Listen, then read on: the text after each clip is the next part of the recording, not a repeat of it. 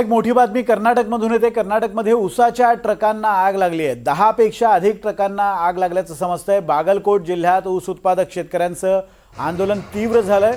समीरवाडी साखर कारखान्यात घुसून ऊसाच्या 15हून अधिक गाड्या पेटवण्यात आलेल्या आहेत। ही दृश्य आपण पाहतोय। 10हून अधिक ट्रक्सना आग लावल्याची माहिती मिळते। कर्नाटकमध्ये ऊसाचा प्रश्न पेटलेला आहे। 10 पेक्षा अधिक ट्रक्सना आंदोलकांनी आग लावल्याचं कळतंय। कर्नाटकमधल्या बागलकोटमधला हा प्रकार आहे। समीरवाडी साखर कारखान्यात घुसून ऊसाच्या 15 पेक्षा अधिक गाड्या पेटवण्यात आल्याची माहिती समोर येते। ही दृश्य आपण पाहतोय। ऊसाचा प्रश्न आणि त्या प्रश्नावरून आंदोलन सुरू असताना हा प्रकार घडल्याचं समजतंय।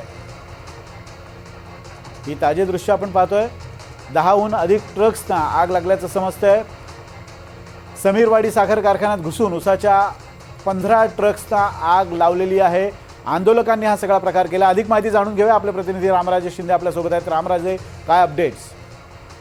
बिलकुल, कारखान्याकडून जे दर ठरवण्यास गरजेचं होतं तो दर तात्काळ ठरवला नाही आणि त्यासाठी उशीर लागला आणि त्यामुळे कारखानदार असतील किंवा सरकार असेल या दोघांच्याही विरोधामध्ये शेतकरी रस्त्यावर उतरला आणि त्याचेच हे दृश्य आहे की शेतकरी संतापला आणि आंदोलन जे आहे ते वाढत गेलं आणि एवढं वाढत गेलं की ते वाहनांना आगी लावण्यापर्यंत हे आंदोलन गेलेलं आहे। साधारणतः आतापर्यंत जी माहिती मिळालेली आहे ती 15 पेक्षा अधिक वाहनं जे आहेत त्यांचं मोठ्या प्रमाणावर नुकसान झालेलं आहे आणि संपूर्ण त्या भागातले रस्ते जे आहेत ते अद्यापही बंद आहेत।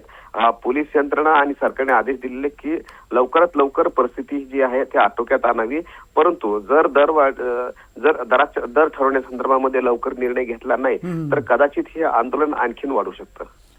रामराजे, तुम्हाला असंच थांबवतो। आपल्यासोबत राजू शेट्टी आहेत, शेतकरी संघटनेचे नेते आहेत आणि या आंदोलनाला त्यांनी पाठिंबा दिला होता। शेट्टीजी, आपण ही बातमी ऐकली असेल, 15 पेक्षा अधिक ट्रॉलीज त्यांना आग लावण्यात आलेली आहे। ऊस भरलेला ऊस पेटवलेला आहे। आंदोलक आक्रमक झालेले आहेत। काय प्रतिक्रिया तुमची? साखर कारखान्याने घेतलेल्या आडमुठी धोरणामुळे शेतकऱ्यांचा संयम सुटलेला आहे।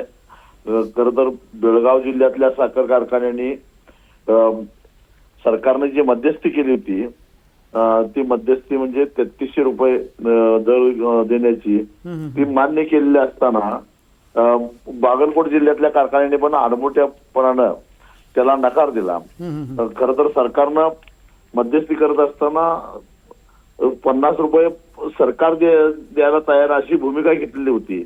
तरी सुद्धा आपल्याला कोणी विचारणार नाही, शेतकऱ्याचा ऊस कवडीमोल किमतीनं आपल्याला मिळाला पाहिजे, ही जी मगरुरी साखर कारखानदारांची आहे आणि त्यामुळंच खरं तर शेतकऱ्यांचा संयम सुटला आणि हा प्रकार घडलेला आहे।